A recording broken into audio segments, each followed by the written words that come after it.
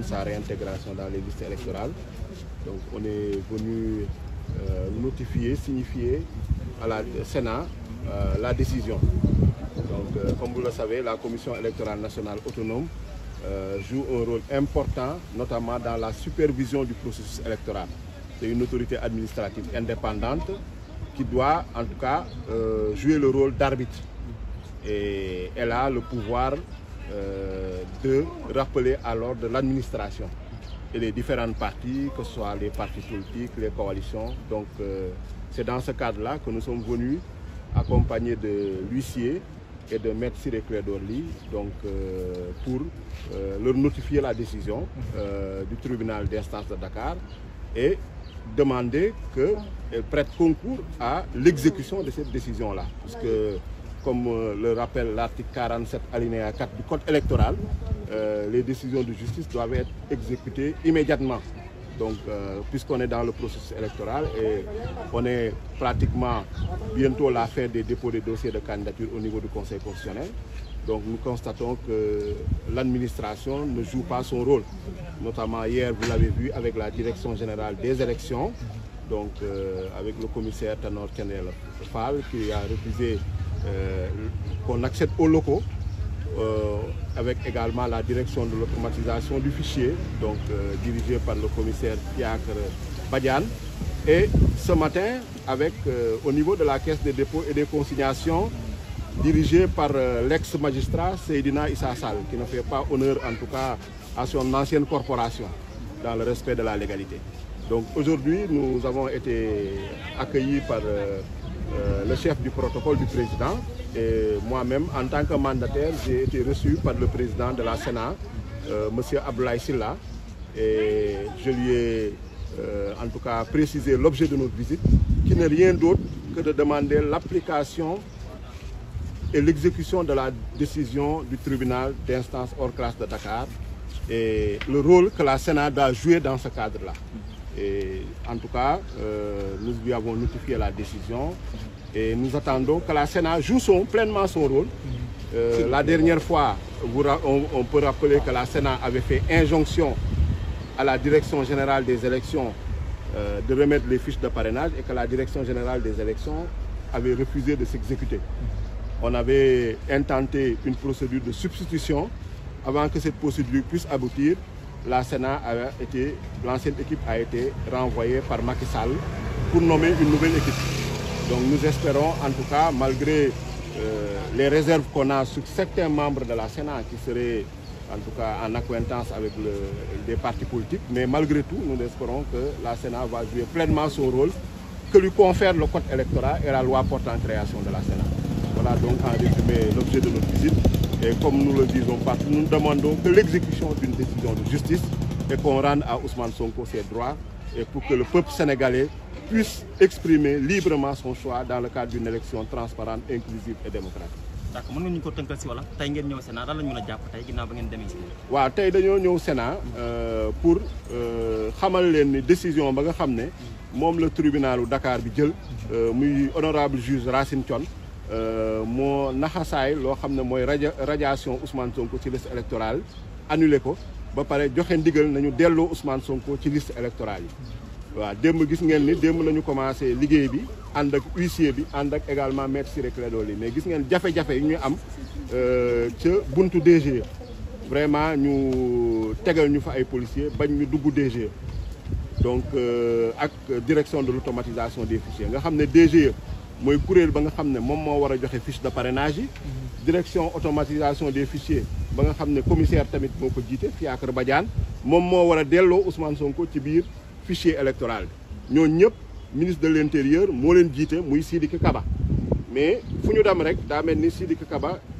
daf ñu fay tegal ay policiers yi jiituñu bloqué ñu. démb nooloo xew DGE mënuñoo gis Thiendella Fall mënuñoo gis Fiacre Badiane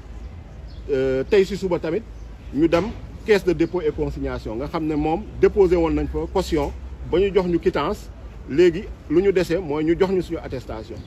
donc mais gis ngeen Seydina Issa Sall nga xam ne mooy DG caisse de dépôt et consignation nu mu doxalee xam ne ancien magistrat xam na loi bi xam na lu loi bi wax xam na lu code électoral wax xam na en tout cas décision de justice dañ ko war a exécuter donc dafa def lu ko neex daf maa tey teg fa policiers yi ne ñii bu ñu leen bàyyi mu dugg muy man mandataire bi nga xam ne député la en même temps avocat bi nga xam ne day def liggéeyam huissier de justice bi tamit nga xam ne day def liggéeyam yooyu yëpp di ay jalgati yoon di en tout cas jaay doole yoo xam ne ñoo ngi koy ñaawlu waaye tey bu ñu ñëwee Sénat gis nañ ñu tamit dalal nañ ñu fekk nañ fi gaa ay policiers yu ñu doon xaar mais dalal nañ ñu bàyyi nañ ñu dugg man en tant que mandataire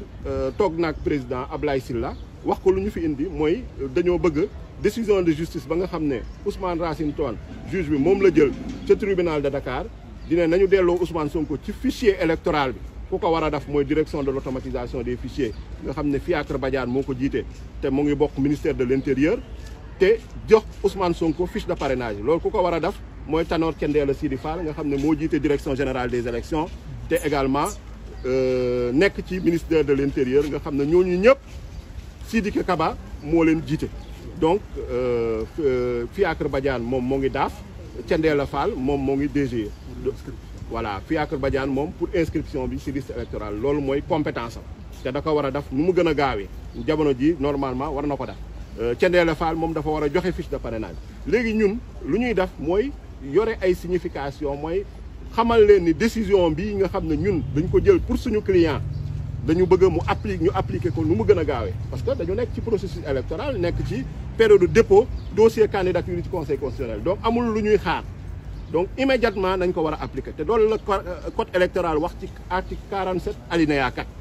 donc lépp loo xam ne moo doon tappaleeg caaxaan yooyu yëpp ak di ñu jéem a tardeloo di ñu jéem a këyitloo dañ ko war a bàyyi ñu jublu ci liggéey bi daf seen liggéey parce que ay fonctionnaire nañ tey nag ñu ñëw commission électorale nationale autonome nga xam ne moom mooy superviser processus électoral bi gisee nañu ak président bi wax lu ñu fi indi wax tamit lu ñu bëgg mooy administration bi nga xam ne moo nekk ci ministère de l'intérieur bokk ministre chargé des élections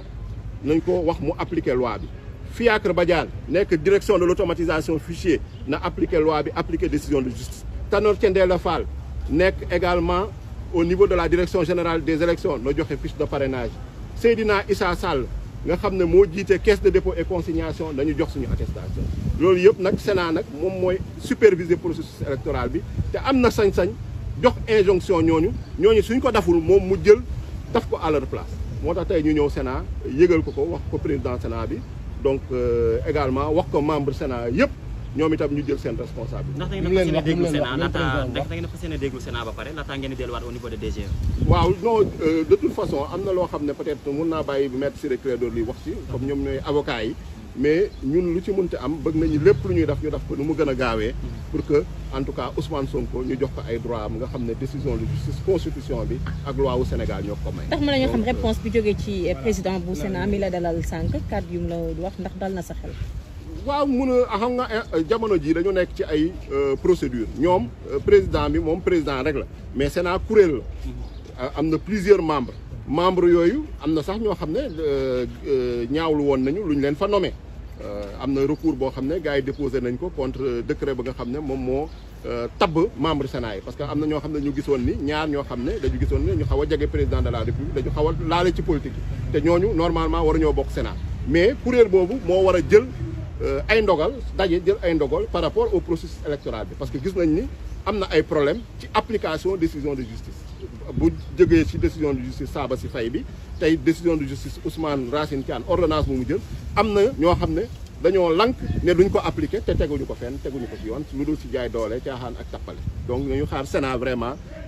mu tontu ñu nu mu gën a gaawee incha allah. ndax jox na leen date moom leen di tontoom balaa ngay dagg ndax jox na leen date boo xam ne jàpp ngeen ne dina leen ci tontu. waaw loolu yaakaar naa ni maître Ciré mun na cee wax donc ñu bàyyi ko tamit mu joxe ci xalaatam jërëjëf. honorable.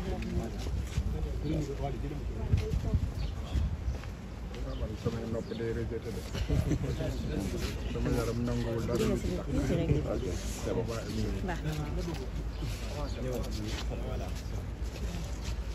Bon, mon intervention sera très brève. Ce que je dirais, c'est que nous sommes venus au niveau de la Sénat, qui est en fait une commission autonome et indépendante qui s'occupe des élections. Et nous avons rencontré un comportement républicain qui a rompu avec ce qui s'est passé hier soir au niveau de la DAF et de la DGE, Direction générale des élections et direction de l'autonomisation du fichier électoral, et ce qui s'est passé ce matin au niveau de la caisse de dépôt et des consignations. Cela veut dire, cela me donne raison lorsque je dis que dans ce pays, il y a encore des républicains. Qu'il y a dans ce pays des personnes et des personnalités dignes qui défendront et l'état de droit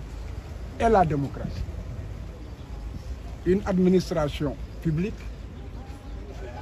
c'est un service qui a le droit, le devoir de recevoir les citoyens, le devoir d'informer et de renseigner les citoyens et le droit, le devoir de répondre à toutes les correspondances. Donc, le mandataire a été bien reçu. Des instructions ont été données au service. Il s'agissait simplement d'une signification d'une décision de justice nécessaire pour qu'un ensemble d'actes puisse être mené par les avocats, donc un préalable. Il n'y a pas de quoi avoir peur, il n'y a pas de quoi violer en fait la loi. Nous savons que la Sénat est informée de la décision, que la Sénat a reçu une notification de la décision. Mais en tant qu'avocat, il y a les procédures et pour déclencher des procédures, il y a des préalables. Donc, je pense que c'est tout à l'honneur de la Sénat qui, en fait, a donné une leçon de civisme et a donné aussi une leçon de comportement républicain. Et aussi, pour moi, l'occasion de dire que ceux qui sont aujourd'hui à la tête de l'administration, qui ne connaissent pas leurs devoirs, qui ne respectent pas la loi et qui n'ont pas de comportement républicain, n'ont pas de place dans une république. Nous retournerons, en tout cas personnellement, je ferai tout pour rencontrer le directeur général de la caisse de dépôt et de consignation. C'était un magistrat, il a eu à prêter serment. Ce serment le poursuivra jusque dans sa tombe. Et nous retournerons en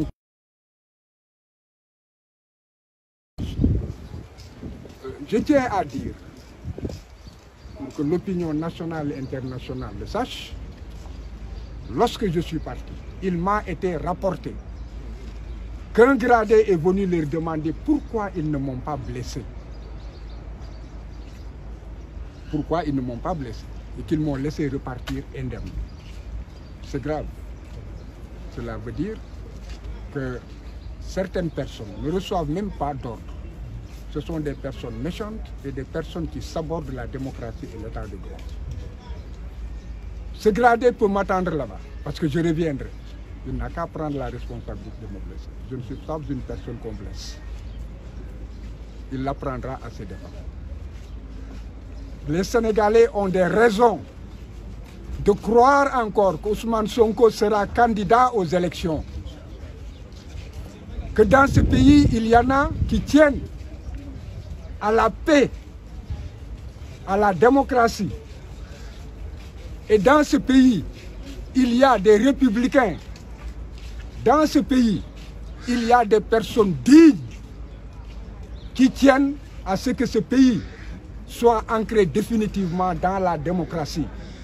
Et ces hommes se dresseront. Maintenant, ceux qui aujourd'hui ont fait le pari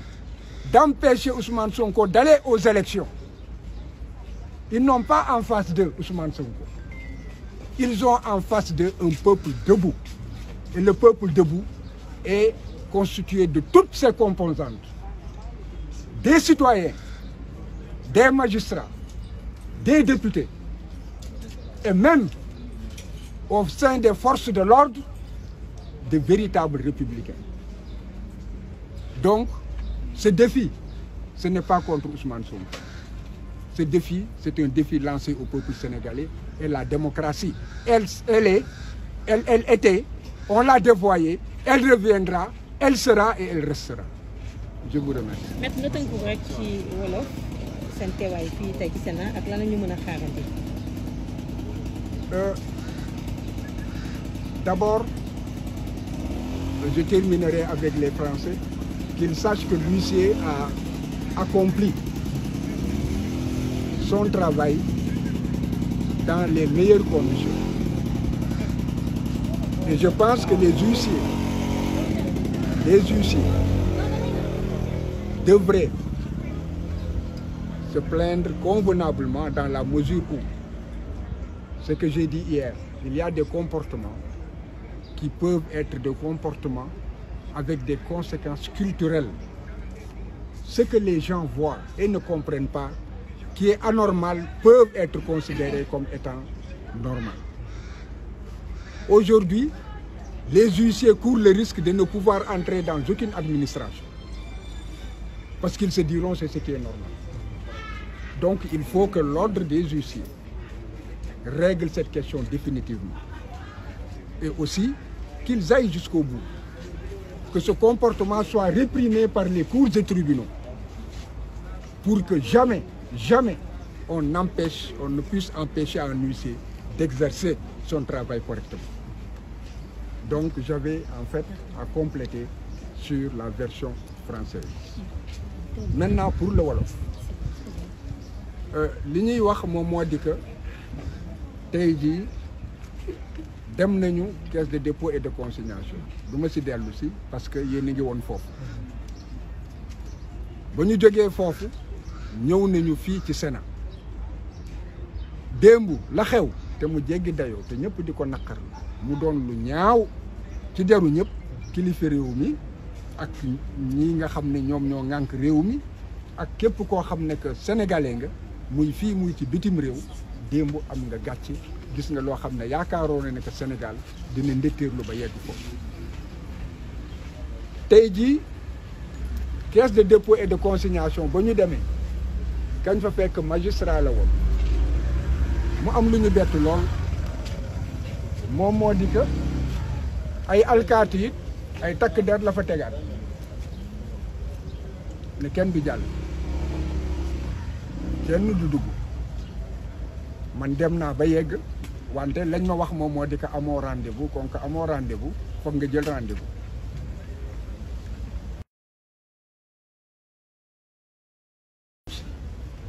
wante garaawul bu subaa dina ma soxla sama biir kër bu dikkee ma ne ko jëlal rendez-vous addina day wëlbateeku rek te yàlla waxul kenn dara kon boog lu ñaaw loolu lañ jëlee caisse de dépôt et de consignation loolu lan la tekki bu ñu ñëwee fii alkaati yi recevoir ñu wax ak ñun dugal ñu dalluñu li ñu soxla suñu liggéey ñu def ko normalement loolu li mu tekki moom moo di alkaati yooyu chef de service yi nga xam ne ñoom la ñu jublu ñoom ñooy responsable ñoom ñoo joxe ordre kon comportement tey bi rek feeñal na da nga xam ne bu ëllëgee mun nañ ne yëguñu ci dara loolu wane na ko fii nit ñi teeroo wane na ni yëgoon nañ ne dinañ ñëw parce que depuis démb laa nekk dinañ fi ñëw waxaat ko tey ci suba dégg nga ay alkaati ñu ngi fi fees dell wante ba ñu ñëwee dañ ñu recevoir correctement ne ñu kaay leen dugg toog ñu dem informer ñu recevoir mandataire bi wax ak moom ba pare huissier bi it ñu ñëw jox ko ne ko sa liggéey def ko na nga ko war a defee mu def ko na mu waree lii moom mooy comportement républicain lii mooy li war a xam ci réew bi nga xam ne réew boobu la ñuy tabax pour suñuy doom ak suñuy sët léegi nag ba nga xamee ne que liggéey bi sotti na xam naa ne dégg naa ñuy laaj ñuy poser ay questions ay laaj yoo xam ne léegi nag lan ngeen di defat ndax ñoom dinañ leen tontoog tey dañoo ñëw joxe atte bi nga xam ne juge Racine Thion atte na ko ñoom jot nañ ko wante yoon dafa am nu muy doxe bu fekkee ne que dañu ne la fii da ngay daagu fii nga waaxu fii nga daw boo ne bëreet daw yaa tooñ sa bopp ndax xamoo lu tax ñu ne la bul daw kon boog ci loolu lañ nekk lii am na leneen la ne ca gannaaw la ne ca gannaaw it ñoom xam nañ ko te xam naa ne it ñu ngi ñu fay xaar te incha allah rabbi xam nañ ne it dinañ ñu fa fekk loolu laa mën a wax ci mbir mi lii jéego bu am solo la te it ñu xam ne que Sénat non seulement dafay garder di xool fu ñu jalgati yoon ci processus bi ba mu yegg ci conseil constitutionnel liggéeyam jeex en attendant loolu yoon moo ko may doole dafay teg bët di xool fu jalgati am mu war a mën a wax ku ñaxtu mu xool la nga ñaxtu lan la mu saafara ko yoon jox ko doole it ne que lépp loo xam ne que administration bi war na ko def te nga gis ne que dafa jalgati yoon defu ko yow loi bi jox na la sañ-sañ ak doole yow nga remplacer administration bi def la administration bi war a def naa si dellu ci en français parce que dama ko tëb c'est extrêmement important kon tey ji li ñuy laaj yëpp Sénat mun na koo def te Sénat balaa ñuy changer ña fa nekk ci jéego yooyu lañ nekkoon balaa ñuy dagg seeni tànk wante administration la continuité la dégg nga ñi fi ñëw it am nañu yaakaar ne que la ñële tàmbali dañ koy yeggee kon boog na xel yi dal ñu jàpp ne que Ousmane sunu borom bi moo ko mën a tere dem élection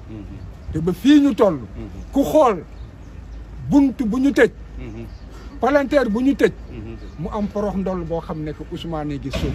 di jëm fa nga xam ne que moom mooy destin kon boog ne Sénégalais yëpp gëm am yaakaar ne ko Ousmane dina doon candidat ba tey jii ma wax ak yéen moom moo di ko Ousmane ci candidat yi la bokk ba fii may wax te bu leen am benn raison di ma weddi li may wax dama ko xam te du ma wax lu ma xamul kon nag na Sénégal yi jàpp loolu li ñuy sanc ak li ñuy fexeeg li ñuy jalgati yoon di yàq dëkk bi yëpp ba tey ji yàlla an deful mu antu yàlla deful mu nekk ba tey ji Ousmane gi tegu ci raay yi jub xocc mu ngi jëm ci élection ñu ñaan suñu borom bi yeggali ko te it li nga xam ne que moom la mébét dégg nga yàlla defal ko mais nga dellu si ci kàddu yi nga wax léegi ci français am ñu ne en français il est important de savoir que la Sénat a un rôle extrêmement important d'accompagnement du processus électoral du début à la fin et dans l'organisation matérielle et tout des élections la Sénat est impliqué. Cette phase, jusqu'à ce que le Conseil constitutionnel soit saisi, la Sénat a un rôle qu'il joue, qui est très important, et la Sénat aussi va siéger au niveau de la commission de vérification des parrainages. Donc la Sénat est incontournable. Et ce qui est important, c'est que ce n'est pas seulement un pouvoir de vérification et de contrôle, mais aussi la loi a donné à la Sénat un pouvoir extrêmement important, c'est celui de substitution à l'administration. Si la Sénat est au courant d'un manquement ou vérifie et se trouve qu'il y a un manquement imputable à l'administration, la Commission électorale nationale autonome a le pouvoir de faire injonction à l'administration pour que l'administration fasse son travail correctement. Si l'administration est réticente, la loi donne à la Sénat de se substituer à l'administration. Donc il faut que l'on connaisse le pouvoir réel de la Sénat. Donc aujourd'hui, nous faisons notre travail.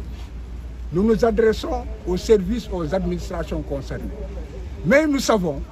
que la Sénat est beaucoup plus puissante que cette administration, que cela soit un Tchandela ou un fiacre, je ne sais comment, Samou, n'est-ce pas? Tout cela, la Sénat peut se substituer et faire, nous donner ce que nous voulons et procéder à ce qui est de droit. C'est la raison pour laquelle il fallait que